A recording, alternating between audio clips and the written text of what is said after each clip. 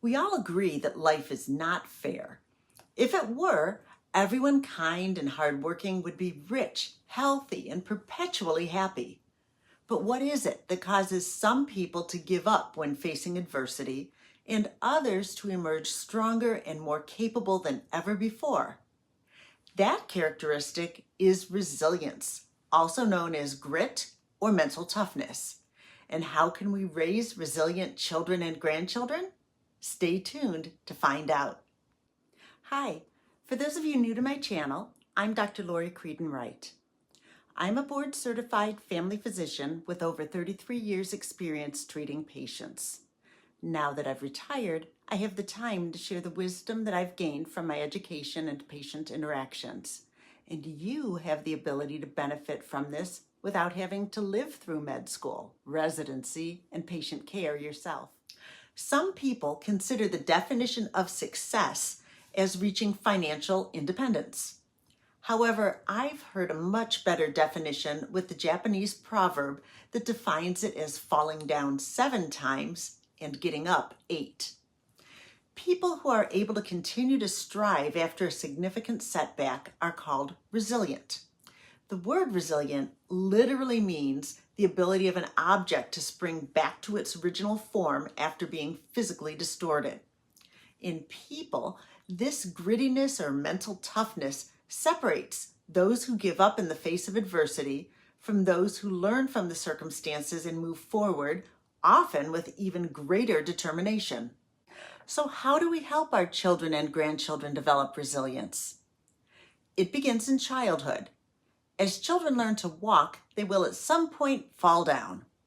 It comes naturally to encourage a child at that age to try again and to cheer them on when they succeed. However, as they get older, their errors may be met with a sense of disappointment, such as when they wet the bed and mom or dad has to get up and change the sheets. This is when it's important to not make the child feel like a failure for not making it through the night dry.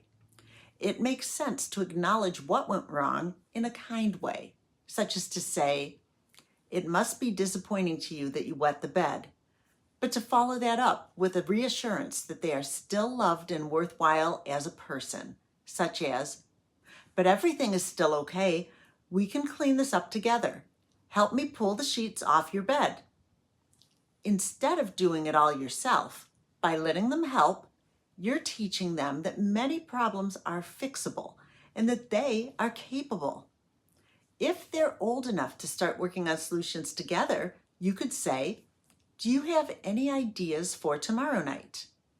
If they don't, perhaps you could offer them 2 options so that they still have some control over the situation, such as, "We could set an alarm to wake up at 11 p.m. and use the bathroom, then sleep the rest of the night." Or we could try not having a glass of milk or water before bed to make it easier to make it through the night. It is especially important that they not identify as a failure themselves, but simply as a beloved child that did not succeed at something they tried for. As children get older, they may encounter a situation in which they don't make the sports team they desire or get the grade they want in a class. The first reaction should always be that you love them no matter what. The next should be to analyze why they did not achieve their desired result. If it was that they needed more practice, you could discuss whether they are willing to put together a practice schedule and follow through on it. If they truly did everything in their power, you could review cases where some people simply needed more time. For example, Michael Jordan did not make the varsity basketball team when he was a sophomore in high school. Yet by not giving up, he went on to become one of the most successful basketball players of all time. Sometimes children don't succeed because the activity just isn't an ideal fit for that particular person. They may have tried out for the basketball team because that was what their friends were doing, when in actuality, their passion and talent are in musical theater.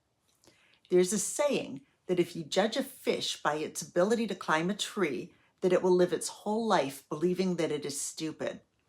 Help your child or grandchild gain exposure to a variety of activities so that they can determine which ones interest them and in which ones they excel. Help them find role models in their given areas of interest. By seeing how others overcame setbacks, they may also feel less hesitant to try again when things go wrong. It may be tempting to rescue your child when they struggle or experience a setback, but coming up with a solution is one way they learn that they can overcome difficulties and even failures, making them stronger and more resilient. Be supportive of their efforts, but don't try to solve every problem for them. There's a story of a boy who watched a butterfly struggling to emerge from a cocoon. He decided to help the butterfly by cutting the cocoon open, but was devastated to see that the butterfly had a swollen body and small deformed wings and therefore couldn't fly. What the boy didn't realize was that the struggle was actually necessary to force fluid from the butterfly's body into its wings, which would have allowed them to expand and dry, readying them for flight. This metaphor illustrates that although it might be hard to see your child or grandchild struggle, in the end, their triumph will add to their resilience and self-esteem. Working at problem solving has the added benefit of increasing creativity, as we discussed in greater detail in my video on creativity. I've included the link to that video at the end of this one for those of you who may want to see it next. We also need to help prepare our children and grandchildren to deal with loss. A teenager going through a breakup or the death of a friend or family member may have a difficult time finding reasons to go on living. It's important to acknowledge the severity of their loss rather than brushing it off, such as, "You were only dating for 2 months. It can't be that bad."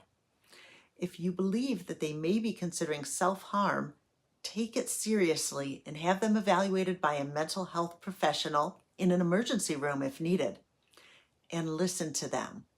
Knowing that someone loves them and really wants to hear what is bothering them can help them develop resilience. If possible, wait until they ask to offer advice. Just be there for them. Offer food and beverages to help keep up their nutrition and hydration, as that often is far from their mind. Remember that in times of loss, it often takes a great deal of effort simply to get through the activities of daily living, such as homework and hygiene.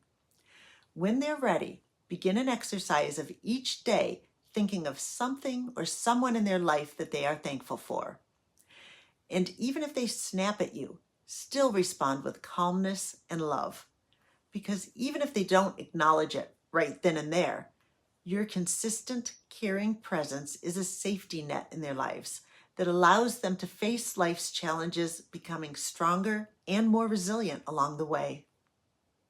If you're enjoying these videos, please hit like and subscribe so that you will be notified when my next video is released.